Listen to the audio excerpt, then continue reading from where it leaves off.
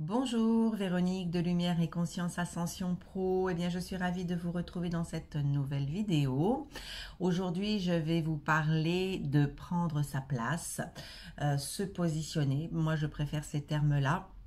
Ça m'a été inspiré par de nombreuses synchronicités, on va dire ça comme ça, des gens que j'accompagne, ma présence qui a insisté. J'avais pas idée au départ de vous parler de ça aujourd'hui, mais effectivement c'est quelque chose de très important.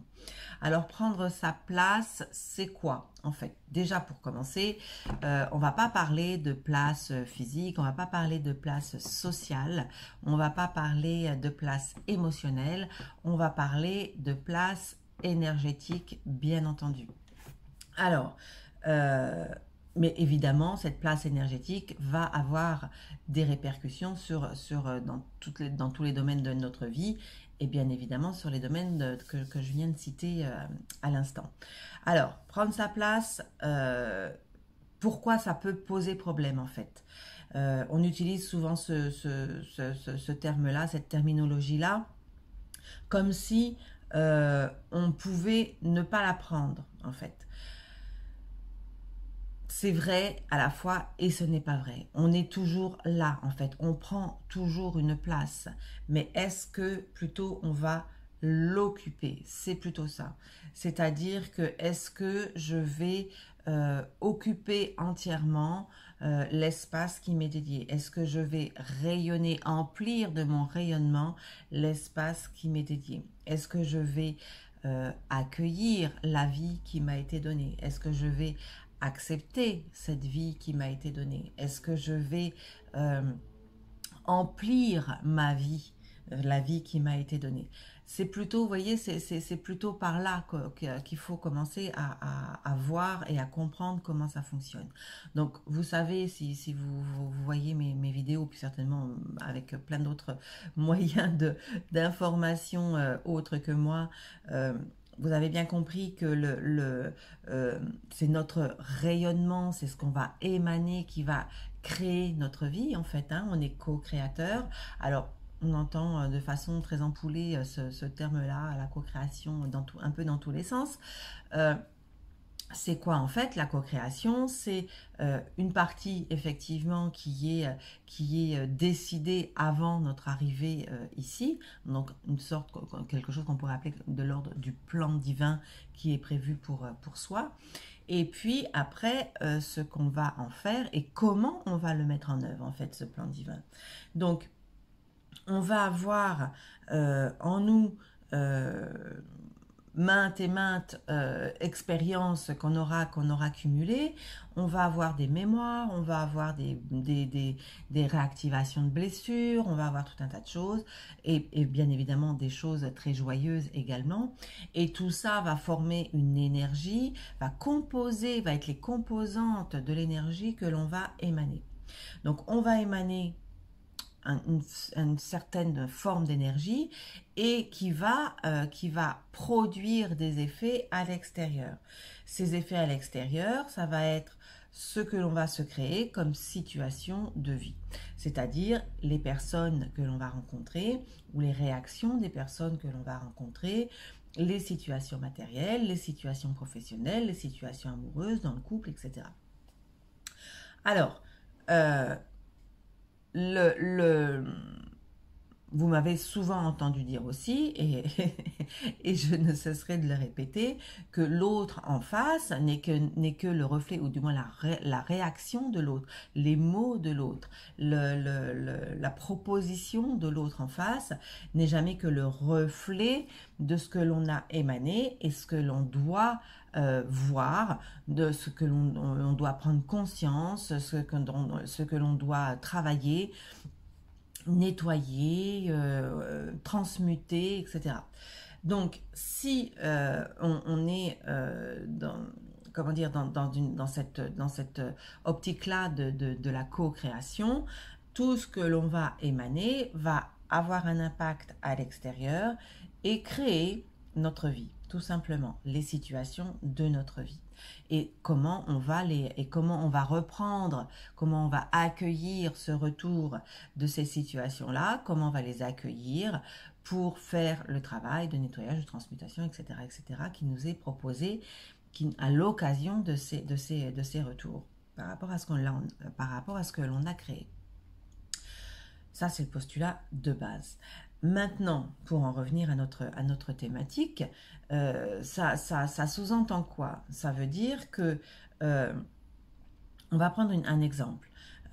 Quelqu'un qui va avoir une problématique avec quelqu'un de son voisinage, par exemple, et qui est une personne qui va être peut-être un peu quelqu'un d'intériorisé, qui va pas peut-être un peu timide, qui va pas oser dire les choses, qui va pas, mais qui va avoir une forte sensibilité, par exemple, et qui va recevoir beaucoup les choses.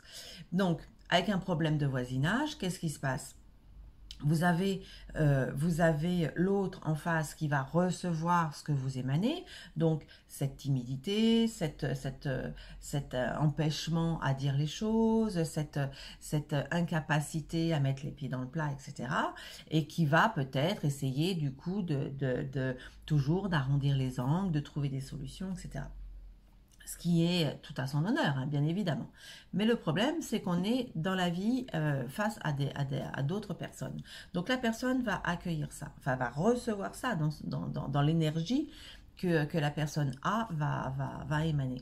Son voisin, la personne B, qui va être voilà, quelqu'un de plus bourru, par exemple, et qui a plutôt tendance à rentrer dans l'art, qui a plutôt tendance à être impatient, qui a plutôt tendance à pas supporter les autres, qui a plutôt tendance, vous voyez, un personnage comme ça.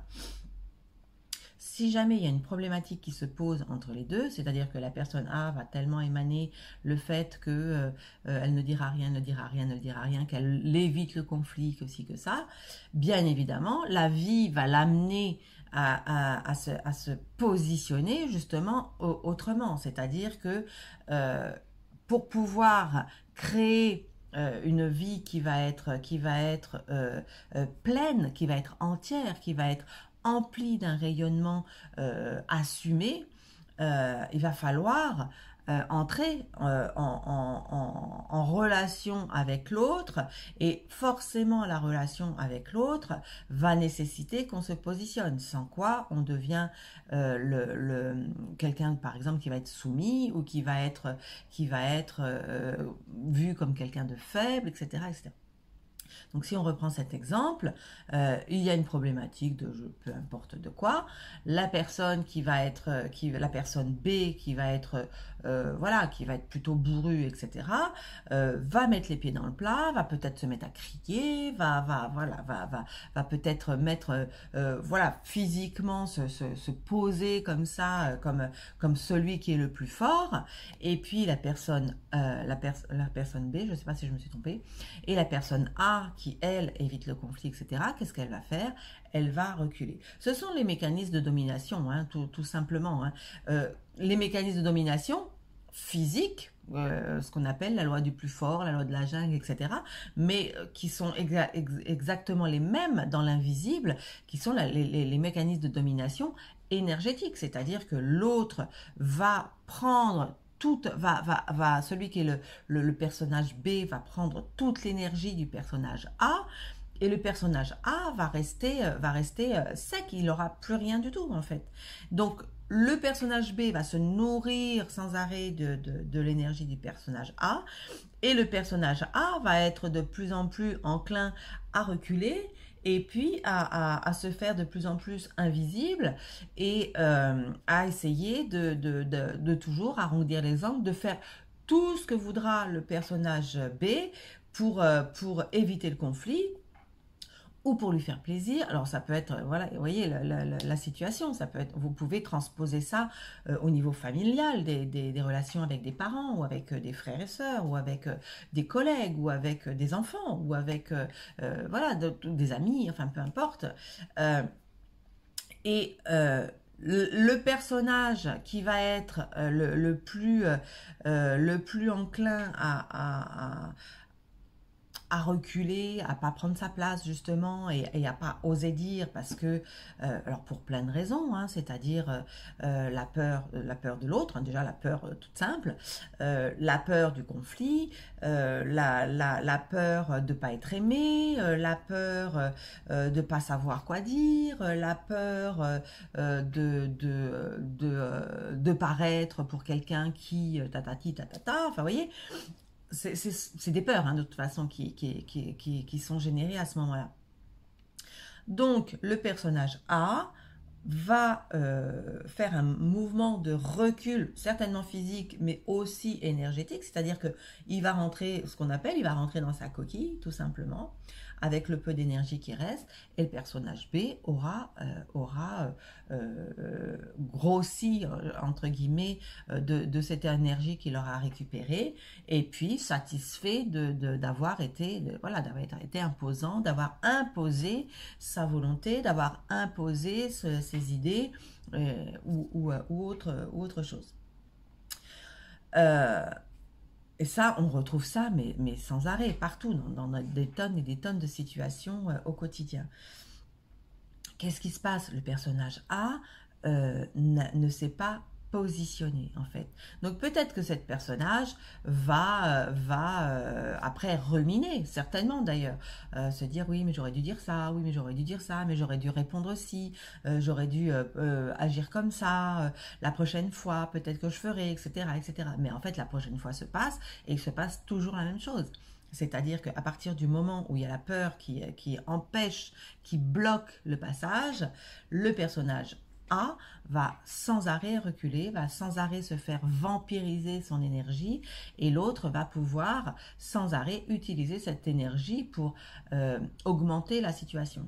Mais c'est ce que la vie nous propose à ces personnages en fait. Donc l'univers qui n'aime pas le vide de toute façon va faire en sorte que cette énergie ne soit pas perdue, ça c'est clair. Donc, mais elle n'est pas perdue pour tout le monde, du coup.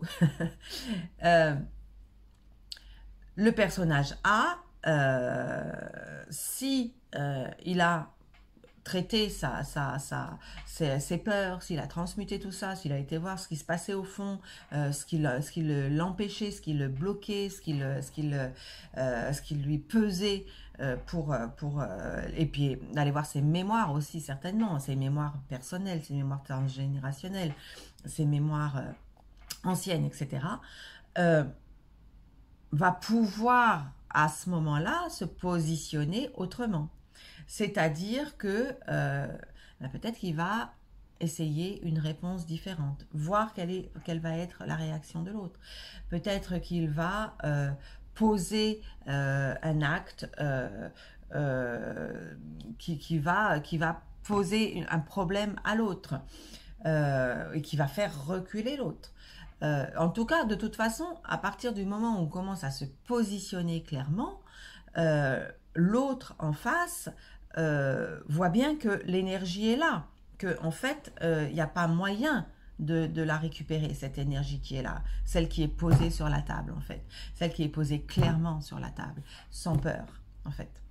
C'est-à-dire, quand on se positionne clairement, on permet à l'autre de récupérer un message qui est complètement différent au niveau énergétique et qui va être de l'ordre ok, si tu veux on discute, si tu veux on rentre en conflit, mais moi je suis là, tu as quelqu'un en face de toi en fait.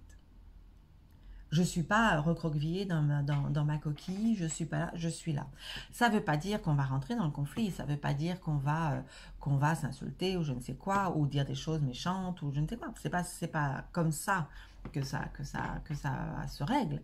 Mais c'est vraiment en se positionnant, en ne laissant plus l'autre récupérer son énergie. Donc du coup, l'autre ne peut plus occuper la place qu'on aurait dû occuper. C'est vraiment au niveau énergétique que ça se passe.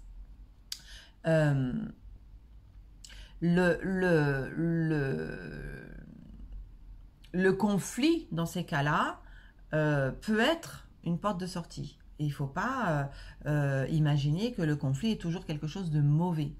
Mais le conflit, j'ai envie de dire le conflit intelligent, c'est-à-dire que ça va pas être voilà, des noms d'oiseaux qui vont servir à rien. Ça va être, oui, il y a un moment, je vais parler un peu plus fort parce que l'autre, il a tellement l'habitude que je me recroqueville et que je donne, je donne mon énergie avant même qu'on me l'ait demandé, que il va avoir un moment pour, il va lui falloir un moment pour commencer à comprendre que la situation a changé, que je me positionne autrement.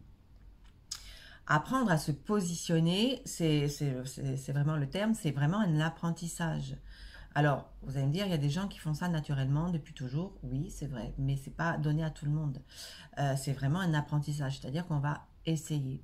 On va tester et on va se rendre compte que les peurs qui nous empêchaient de se positionner clairement, en fait, nous appartiennent. Elles sont qu'à l'intérieur de nous. Elles ne sont qu'en relation avec notre vécu, nos expériences, nos mémoires, etc. Nos contrats aussi. Donc ces peurs qui sont notre propre construction vont en fait se dissoudre petit à petit à chaque fois qu'on va poser un acte qui va nous permettre de les regarder en face et puis de se rendre compte qu'au final, c'est pas le cataclysme que l'on pensait en fait qui se passe. Le cataclysme, pardon, était également en nous, enfin le cataclysme potentiel était également le fruit de notre imagination en fait, le fruit de nos peurs. Tout ça ne se passe pas en fait. Quand l'autre se rend compte que vous êtes vraiment là, eh ben, il vous prend en compte. En fait, tout simplement, il ne peut pas faire autrement puisque énergétiquement, il ne peut plus vous prendre votre énergie. Donc, en fait, c'est quoi poser un acte ou parler un petit peu plus fort, etc. Ça ne veut pas dire crier, hein. Enfin, ça peut passer par là, mais c'est pas forcément ça. C'est aussi répondre de façon à ce que l'autre entende que vous existez et que vous êtes là. Donc, ça peut passer par un courrier, ça peut passer par... alors, si on reprend cet exemple avec les deux voisins, ça peut être effectivement un courrier qui va être envoyé au voisin B, mais ça peut être un courrier qui va être envoyé à l'agence, ou un courrier qui va être envoyé au syndic, ou un courrier qui va être affiché quelque part. C'est-à-dire que au lieu de garder pour moi tout ce qui est exactement dans cette situation de peur que il se passe ci ou qu'il se passe ça, en fait, je vais l'afficher. Vous voyez, par exemple. Ça c'est un vrai changement de comportement, c'est-à-dire que je pose une action qui est complètement nouvelle. Donc l'autre voit que ben, c'est plus entre lui et moi. C'est tout le monde est au courant. Donc du coup, enfin tout le monde, voilà, les gens qui sont nécessaires en tout cas. Du coup, bah, c'est plus compliqué de passer à l'acte et puis de refaire ce schéma-là de je me pose là, je prends ton énergie. En fait, du coup, là les choses, vous voyez, commencent à devenir compliquées. Mais il n'y a pas que ça. Il y aura effectivement un travail intérieur et poser des actes à l'extérieur. Ça va ensemble. On ne peut pas faire que l'un, on ne peut pas faire que l'autre. Si vous posez des actes extérieurs, mais qu'à l'intérieur, vous êtes toujours plein de doutes, etc., et que c'est juste un élan comme ça qui va faire que les choses vont pas tourner comme vous le pensiez. Donc, il faut vraiment travailler sur les deux, sur les deux niveaux, en fait. Voilà. Et après, qu'est-ce qui se passe? Une fois qu'on a compris, alors on le comprend que quand on l'a expérimenté en fait, de toute façon, parce que avant on peut le comprendre mentalement, mais on l'a pas intégré. Une fois qu'on a vu, qu'on a expérimenté, que l'on sait que quand je prends ma place, quand j'occupe ma place, quand je mets mon énergie, quand je la positionne de façon différente, le retour qui me revient est différent, alors ça nous permet d'oser passer à une autre situation, etc. C'est-à-dire que plus on va le tenter, plus on va prendre confiance en soi, plus on va prendre confiance en son énergie et se rendre compte que plus on occupe sa place, plus le chemin est déblayé, en fait, tout simplement, puisqu'on va émaner quelque chose de différent, on va émaner de la confiance, on va émaner notre énergie sans aucune peur, on va émaner la confiance en l'univers, on va émaner la joie ou l'enthousiasme de créer quelque chose de nouveau, enfin vous voyez, on va émaner des choses différentes, l'entourage, ceux qui sont autour de nous vont capter dans l'invisible un message différent et forcément leur réaction va être différente en fait. Voilà, c'est les lois énergétiques. Donc, en fait, vous allez vous rendre compte que vous allez occuper cette place, que vous allez vous positionner clairement en fonction des retours qui vont arriver ou des non-retours. Ça peut mettre fin à certaines situations, il n'y a plus rien, c'est terminé. La personne, si on reprend l'exemple de tout à l'heure, la personne B se rend compte, pas dans sa tête, elle se rend compte au niveau énergétique que là, ce n'est plus possible. Donc, elle va arrêter ou alors elle va recommencer parce qu'elle a besoin de se nourrir de l'énergie des autres avec quelqu'un d'autre. Mais vous, pour vous, la situation sera terminée. Et vous pourrez continuer à vous positionner. Alors, il ne faut pas le faire qu'une fois, bien évidemment. Il faut continuer à se positionner clairement, régulièrement, par rapport à toutes les situations qui vont arriver à vous. Alors, ce n'est pas simple, ça je vous l'accorde.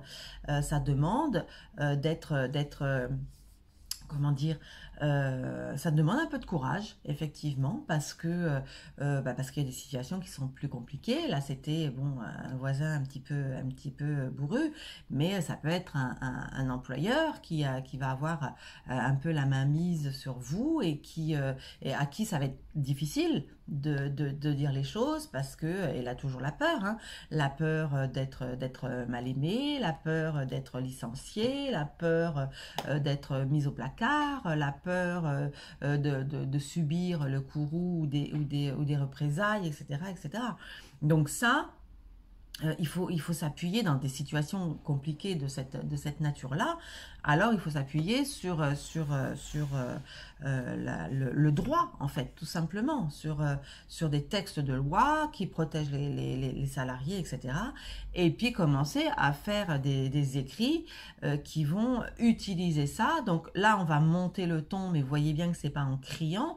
On va monter le ton en s'appuyant sur des lois qui nous protègent, en fait. Donc l'autre qui est en face va commencer à sentir que, alors ce salarié-là, je vais peut-être mettre un petit peu la pédale douce parce que là, les choses commencent à être différentes, en fait. Alors peut-être pas dès la première fois, il y aura peut-être une lettre, 2 lettres, 3 lettres, 5 lettres, mais il y a un moment où vous allez sentir que les choses vont commencer à lâcher, en fait. Parce que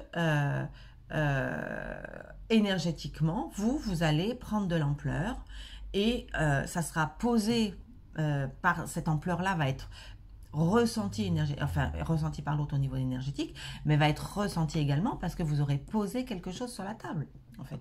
Vous aurez posé un acte concret dans la matière. Voilà, après c'est le même schéma dans un couple où l'un est sous l'emprise de l'autre. Vous voyez, là, les choses peuvent être effectivement très compliquées parce que ça peut engendrer, peut y avoir de la violence qui se mêle à tout ça, de la violence physique, hein, ou verbale et physique. Mais c'est qu'en reprenant sa place au niveau énergétique et en posant des actes concrets dans la matière, que les choses vont pouvoir se modifier. Parce que le fait de se recroqueviller et de donner son énergie à l'autre ne fait qu'amplifier en fait la situation. Parce qu'on ne fait que émaner de la peur uniquement. Donc l'autre va le sentir et va venir se nourrir de notre énergie en permanence. Donc c'est vraiment une relation,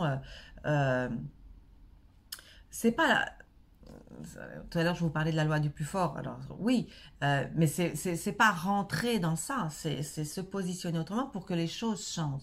C'est-à-dire que au fur et à mesure, on se rend compte qu'on crée des choses différentes, en fait, dans des situations différentes. À partir du moment où on se positionne clairement, où on occupe pleinement sa place, alors les situations qui nous sont proposées par la vie se sont modifiées, en fait. Elles changent. On va nous proposer d'aller travailler sur une autre thématique, par exemple. Donc, il n'y aura plus besoin d'aller au charbon, j'allais dire, pour occuper sa place. Une fois qu'on a senti, voilà, qu'on sent qu'on est dedans et qu'on est vigilant, parce que ça peut être aussi de notre nature, quelque part, d'avoir cet élan de retrait permanent. Donc, être vigilant, s'observer, regarder comment on réagit. Si on voit que, ben, voilà, dans telle situation, finalement, effectivement, j'ai pas occupé ma place, c'est pas la peine de culpabiliser, mais vous savez, voilà, comment poser des choses autrement pour que les choses changent. On ne peut pas à la fois continuer à, à agir ou à dire ou à penser de la même manière et puis s'attendre à avoir des résultats différents. Voilà, tout le monde le sait aujourd'hui, j'espère. Donc, si on veut avoir des résultats différents, si on veut que la vie change, si on veut que les situations changent, si on veut construire quelque chose qui va être plus doux, on est obligé de lâcher un certain nombre de choses, c'est-à-dire lâcher des peurs pour pouvoir se positionner, lâcher de la culpabilité pour pouvoir se positionner, lâcher, voilà, ce qu'on a à lâcher pour occuper énergétiquement le terrain et puis pouvoir rayonner qui on est et envoyer un message différent à ceux qui croisent nos vies, en fait. Voilà. Donc, se positionner et prendre sa place, c'est pas uniquement, voyez, couper la parole à quelqu'un et puis être sans arrêt dans la logorée. Imposer ses idées aux autres, etc. Ça, c'est pas prendre sa place, ça, c'est vampiriser les autres, c'est autre chose. Prendre sa place, c'est accueillir la vie qui nous a été donnée, accueillir les entraves qui se posent à nous, les transcender, poser des actes dans la matière et oser faire un pas en avant, oser lâcher l'ancien pour aller vers du nouveau et puis même si ça fait peur, pour pouvoir se rendre compte concrètement que le cataclysme tant attendu, enfin avec de la peur mais attendu quand même, ne se produit pas en fait. Voilà.